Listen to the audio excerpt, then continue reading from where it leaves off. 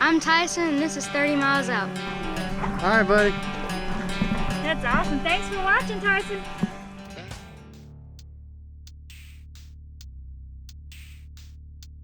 What's going on, everybody? You know, in the comments of a lot of our episodes, people are always saying, why does Theresa always catch the first fish? Why is Theresa always out fishing you, Ty? Why is she catching all the fish, period?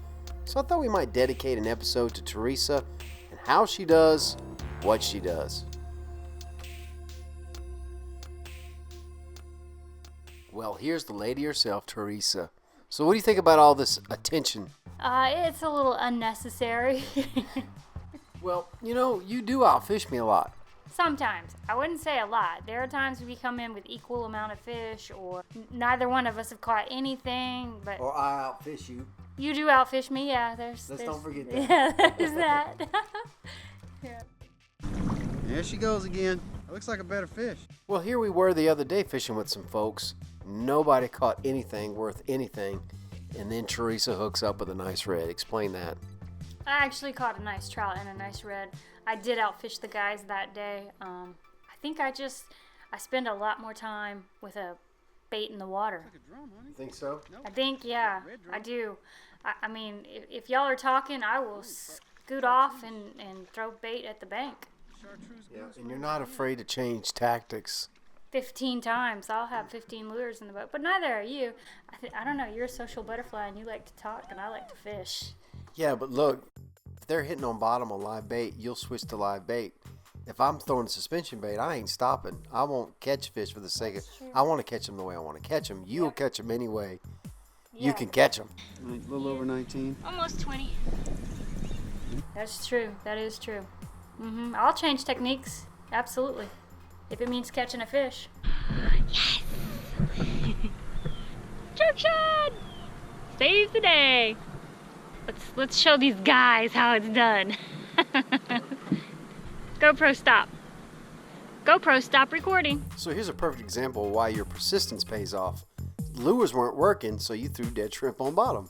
Yeah, we were all using popping cork with dead shrimp, and then I thought, well, nobody's catching. I'm going to take my cork off, and I'm going to fish bottom. And sure enough, bam. What did you hit? Shrimp on bottom. So here's one of your favorite techniques, top water. What are you looking for, and how do you top water? I do a slow top water to start, and then I'll speed it up if nothing's hitting it. But usually I get good strikes when I slow it down. I'll even pause it and get a strike. I don't know. Whoa. They're working this oyster, whatever this is right here, they're working it. What do you look for as far as the landscape? I like to fish the edges of oyster beds when I'm using top water. The edges of oyster beds seem to hold good sized red and good sized trout. What about other scenarios, other situations? Top water, grass flats, offshore. Throwing it at the bank, because I know they'll be sitting up near the edge of that bank, warming in the sun. I'll throw it all the way till it almost hits the grass. Let me ask, if you're in the open bay, what are you throwing at? I'm watching for bait busting. If bait's busting, I'm throwing into that bait. You walk the dog through the bait. Through the bait, yeah, because there's probably something underneath it. What if we're around docks or... I throw towards the, I try to get it up underneath the dock, because they're, hiding up under the structure. Into structure. Yeah. And what about open Gulf?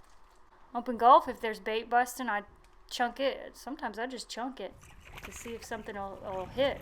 Like when we were fishing with Max Connor, I was throwing it and something hit. It was a random throw.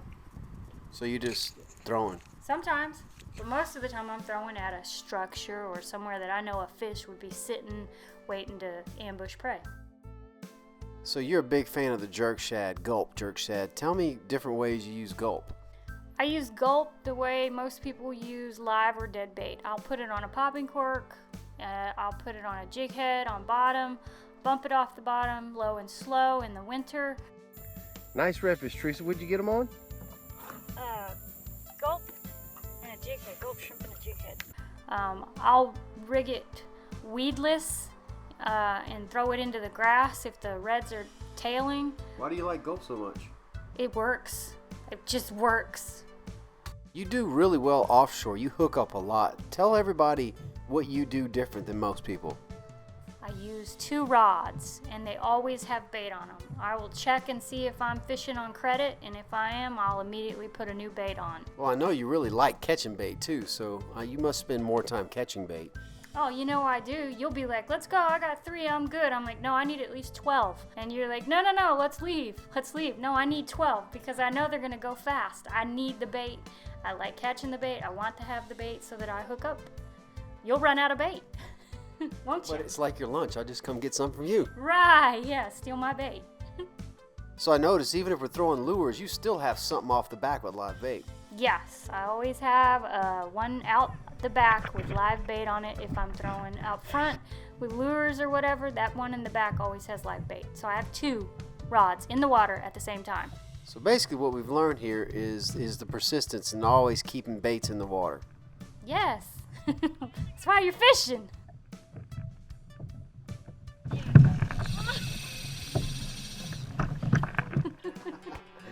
Well, there you go. You got some kind of answers from her. We're going to get a little more detail on this tomorrow and after the episode. Specific techniques, specific riggings of Theresa.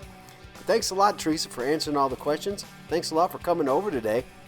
Oh yeah, no problem. Anytime. Long commute. Very long. Thanks a lot. Don't forget to like, don't forget to subscribe, and we'll see y'all next time right here on 30 miles out.